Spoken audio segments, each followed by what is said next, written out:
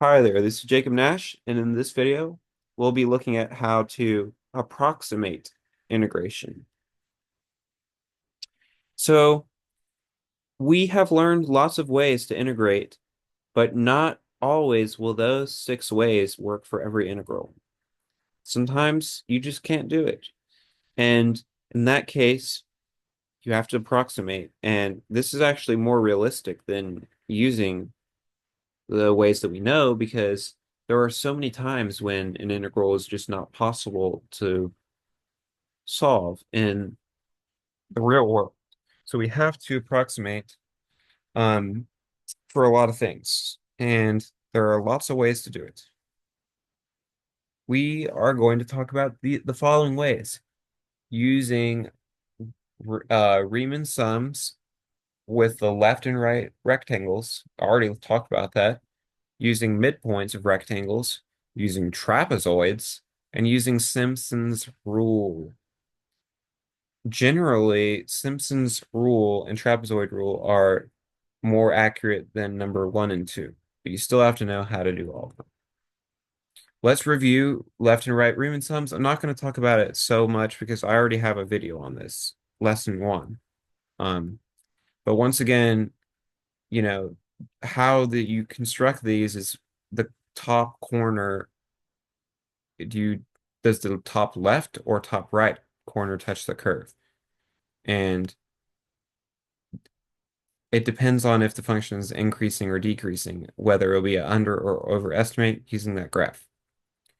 And if you're using a table, not a graph to find something, you start at the first x value for L and you start at the second for R, but they will have the same amount of values, but they'll end differently based on where they started, and we're going to look at that more visually in a second.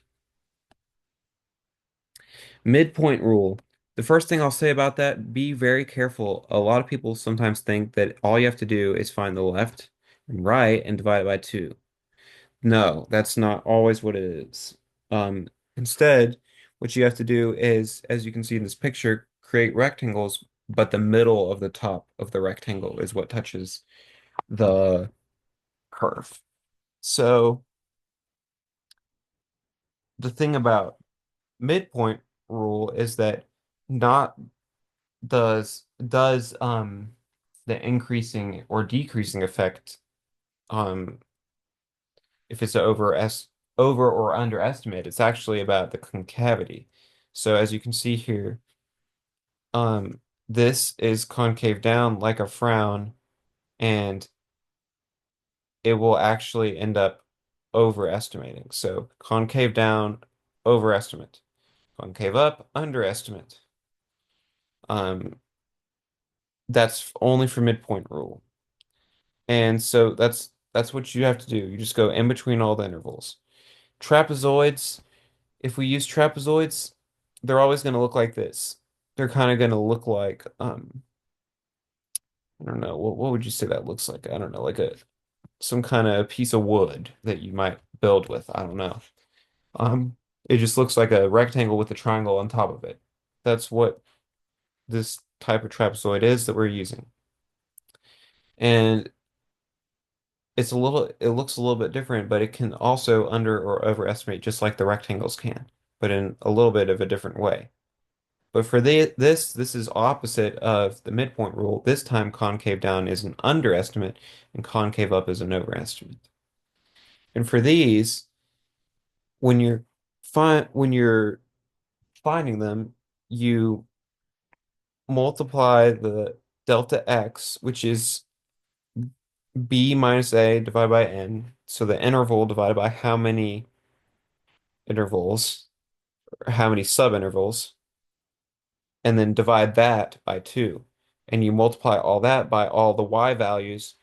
But the thing is that all of the y values are multiplied by 2 except for the first and last. So as you can see, this one is not divided by 2, this one is, this one is, this one is, and the last one isn't. So that's the thing about trapezoid rule. The y values, you add all of them, and all of them you multiply by 2 except for the first and the last. Simpson's rule is not, it's in a similar setup as trapezoid. And this time you do delta x divided by 3. So you do the interval divided by the subintervals, number of subintervals, divided by 3. And you multiply that by all the y values. This time, still the first and the last aren't multiplied by anything, but the middle ones are multiplied by 4, 2, 4, 2, 4, etc. It's always in that order, 4, 2, 4, 2, 4. And it has to be like that 0, 4, 2, 4, 2, 4, 2, 4, 0. So it has to start on a 4 and end on a 4. I know that can seem a little confusing, but once you get it, you get it. So this is the best way to explain how to use all five of these methods. So it will make sense as I explain what this slide means. So let's say that we were trying to approximate this integral. Um, and that's how many sub n equals 10 means that's how many subintervals we're going to have. So if it's 3 to 4, these are our subintervals. There are 11 different numbers listed, as you can see, but there are 10 intervals. So that can be a little confusing for some people, how there can be, if it says n equals 10, there are going to be 11 numbers listed. But if there's 11 numbers, it means there's 10 intervals because that's just how it goes. Like, and it's number to number. So these lines on top that are different colors show you what numbers you use in the calculation. What the yellow and the purple go all the way across. That's trapezoid and Simpson rule. For those, you use all 11. But for the other three, you only use 10, but which 10 you use are different. As I mentioned before, for the left rectangles, you start at 0 or the first one, which is 3.0, but you don't go all the way to the end. You stop one before the end, which is 3.9. The right rectangles, it's the opposite. You start at the second, 3.1, and you do go all the way to the end, 4.0. And they both have 10 different things in them, 10 different y values. Midpoint rule is actually not going to use any of these numbers. It's going to use 3.15, 3.25, etc. Um, that's how it goes for those. And there are 10 used.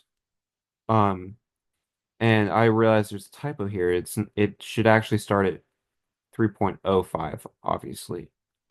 But then all of these y values, they're multiplied by, if you see 1 over 10, all of these have 1 over 10. That's because that's what delta x equals. It's 3 minus 4, which is 1, divided by n, which is 10. So that's how it's 1/10. But for trapezoid and Simpson's rule, you have to then additionally divide by 2 or 3. And then for trapezoid rule, all of the middle y values are multiplied by 2. And for Simpson's rule, all the middle y values are multiplied by 4, 2, 4, 2, 4, and it just goes on. But those are five different ways that you would solve this or approximate this integral. And as you would find out, um, Simpson's rule and trapezoid rule are closest to the actual value of this integral, which is possible to compute technically using an integration method. But those the midpoint and trapezoid rule are going to be the most accurate. Well, that's it for this video.